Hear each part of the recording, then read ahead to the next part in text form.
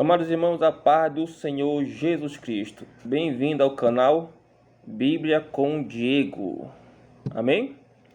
Aí você pode estar se perguntando, mas como assim Bíblia com Diego? O nome do canal não era Palavra de Hoje? Sim, meus amados, o nome do canal era Palavra de Hoje, mas você sabe que, na verdade, nem eu sabia, quando eu criei o nome do canal Palavra de Hoje, que existem vários outros canais com este nome. Então, eu resolvi mudar o nome do canal, certo? Do canal que eu exibo aqui os vídeos, para um canal que não tenha o nome, né? Se tiver, paciência. Agora vai ficar esse: Bíblia com Diego, onde nós, você sabe muito bem, você que é inscrito no canal, de nós fazemos estudos bíblicos aqui todas as quintas-feiras, certo?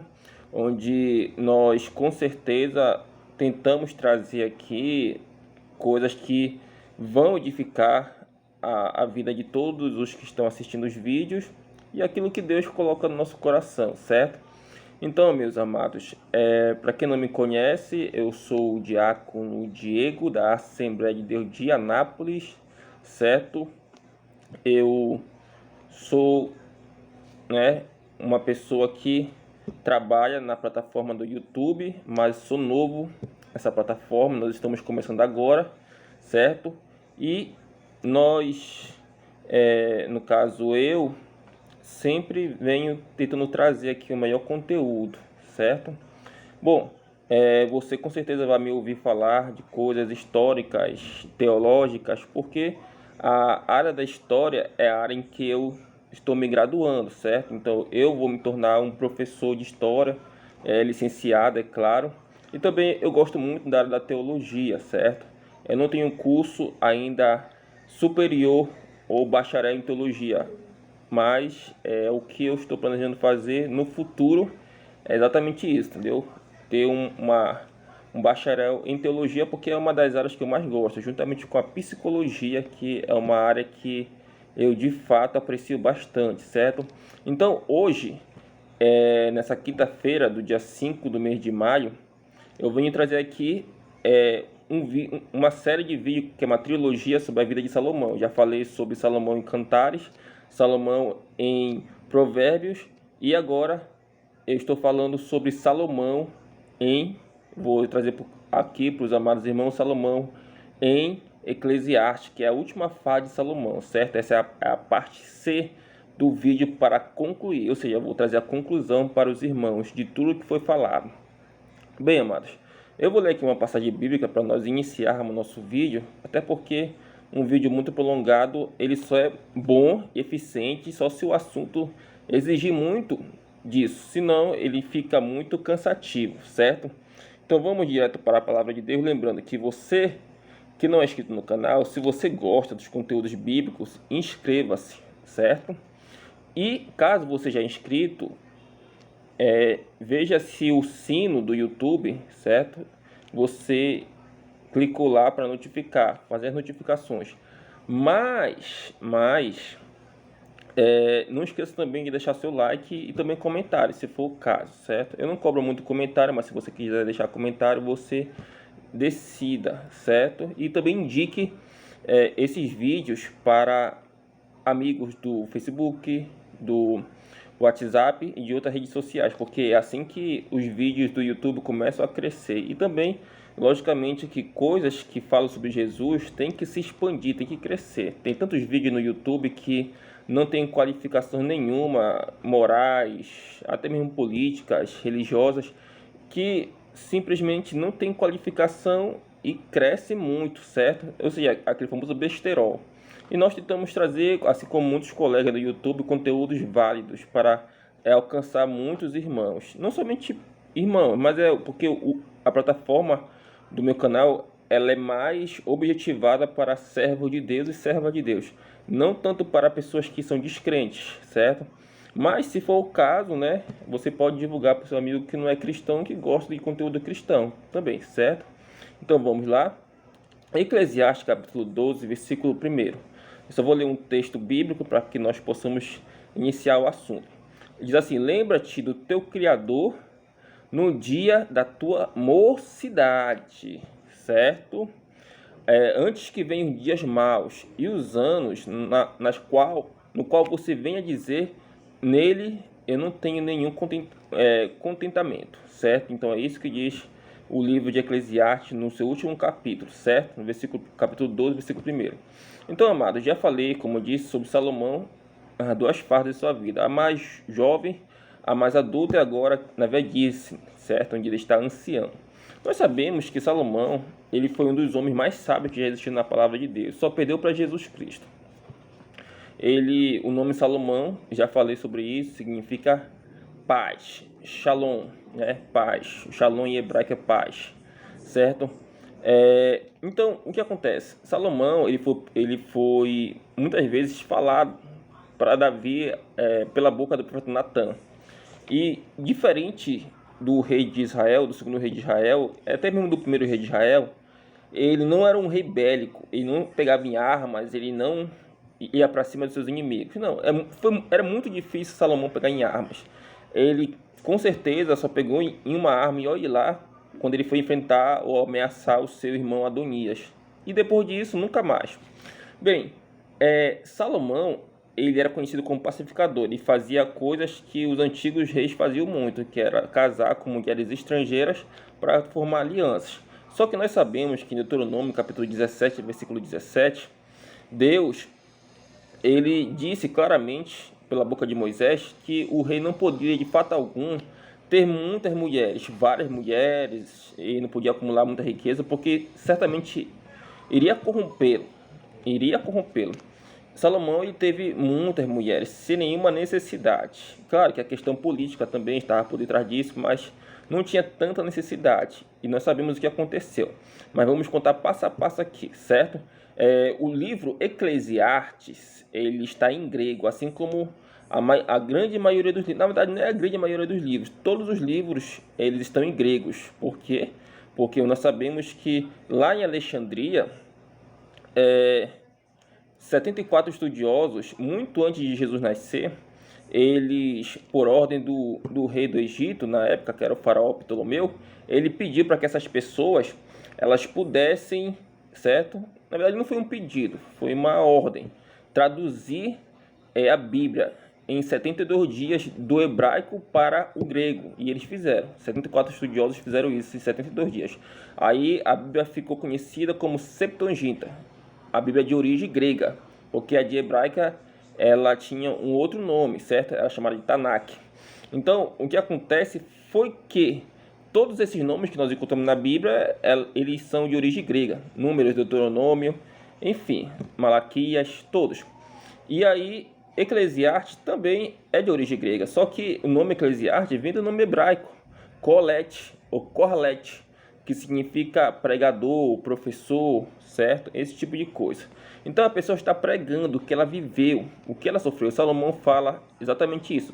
Logo nos primeiros versículos do capítulo 1, vaidade, vaidade. Ele fica repetindo que a vida sem um propósito divino, ela é uma vaidade. O que é a vaidade? Todos nós, seres humanos, temos vaidade. Nós somos pessoas propensas à vaidade, certo? Uns mais, outros menos. Mas a vaidade, de forma exagerada, faz com que o homem tropece e peque diversas vezes contra Deus, certo? O homem vaidoso é o homem presunçoso, o homem arrogante, o homem soberbo, o homem que quer se acha tanto, é o homem egocêntrico. Então Salomão, certamente, na sua já velhice, ele ficou bastante egocêntrico. Ele deveria reconhecer que tudo que ele tinha era de Deus. Ele foi presunçoso. Então, o jovem Salomão, que no seu auge em Provérbios sabia que essa sabedoria vinha de Deus, agora, como um senhor de idade, ele tinha, parece que, perdido a sanidade e não reconhecia mais que a sua sabedoria vinha do Senhor Deus. Então ele ficou um velho ou um ancião, digamos assim, vamos usar essa palavra mais grossinha um pouco, caduco. Ele estava caducando, e de fato estava, porque ele virou presunçoso. Daí porque ele fala vaidade, vaidade, vaidade, que significa presunçoso, arrogante, soberbo, certo? Uma pessoa que quer se achar muito, é egocêntrica. Então, amados, Salomão, ele de fato pecou contra Deus, mas isso começou por quê? Pelas suas alianças com diversos povos. Se casou com mulheres amonitas, moabitas, a sua primeira esposa foi egípcia, certo? Teve um relacionamento com a sulamita, que nós vimos lá em Cantares, certo? Se casou com várias nações vizinhas, e até mesmo alguns dizem que ele teve um relacionamento com a rainha de Sabá, certo? Alguns falam isso e ela ficou grávida, mas é uma história que não é comprovada, é claro. A Bíblia não fala nada sobre isso. Então, Salomão, ele teve vários relacionamentos que no futuro iriam levar à ruína. As mulheres se aproveitavam que ele era um homem mais de idade e encheram a cabeça dele, certo? Para que ele pudesse fazer o quê? Pudesse permitir que estas mulheres fizessem seus rituais dentro de Israel. E uma coisa que nos chama a atenção é que Israel era protegido por Deus. Lembra que lá no livro de Números, o profeta pagão, que tinha vários deuses para quem ele servia e trabalhava, chamado Absalão, tentou amaldiçoar Israel. Só que Deus era o Deus de Israel e essa nação era coordenada por Moisés. Então Deus, ele trocou a maldição pela bênção e não foi possível Absalão amaldiçoar Israel. Então o que acontece? Deus era o único Deus de Israel, não existiam várias entidades. Então as entidades, espiritualmente falando, não poderiam entrar dentro do território israelita, porque nós sabemos que o mundo espiritual ele está muito acima do mundo natural, certo? No mundo natural nós conseguimos enxergar com nossos olhos, com as nossas íris, seres humanos e animais e vegetais, certo? E o ecossistema, mas nós não conseguimos enxergar seres sobrenaturais, como anjos e demônios, a não ser que Deus permita. Então esses seres imundos, profanos, como os demônios, eles não conseguiam entrar em Israel. É claro que devia haver alguma ilegalidade por parte de alguns, mas não coletivo. Então, como Salomão ele permite que as suas mulheres elas passem a fazer rituais dentro de Israel, o que acontece? Abre-se portais, certo? Portais para que vários inimigos de Deus, vários demônios entrem em forma de amuletos, em forma de mágico. Os deuses que existiam naquele tempo, que eram cultuados, era Baal, que significa Senhor, do hebraico para o nosso idioma, traduzindo significa Senhor, certo? Ele controlava a lavoura, a chuva, etc. Aserá, que era tida como mulher de Baal, e também existiam outros deuses de menor porte, né? Como o deus metade homem e metade peixe, que era o Dagon, o deus dos filisteus. Então, o que acontece? Esses seres imundos, profanos, eles entravam dentro do território israelita. E por ordem de quem? Por ordem do soberano terreno de Israel, que era Salomão. Então, Salomão ele tinha perdido a sanidade, ele tinha perdido o propósito de Deus, porque Deus colocou Salomão à frente do povo de Israel, certo? Lembrando que o reinado de Salomão era diferente do reinado de Davi. Davi tinha reinado porque o propósito de Deus de ter colocado Davi ali era para que o nome de Deus viesse a ser glorificado, que todas as conquistas viessem a glorificar o nome de Deus. Já o de Salomão era muito diferente, porque as conquistas já existiam. Agora Deus traria paz para o povo de Israel. Só que Salomão teve nesse período da sua velhice que não compreendeu isso. Ele achou que todas as vitórias que Deus tinha dado para ele eram dele e não de Deus. Ele se perdeu no meio do caminho. Então, o que acontece? Salomão perdeu o propósito. Ele não tinha o que Davi tinha. Davi tinha o propósito de ser leal a Deus até o fim. Salomão tinha perdido isso.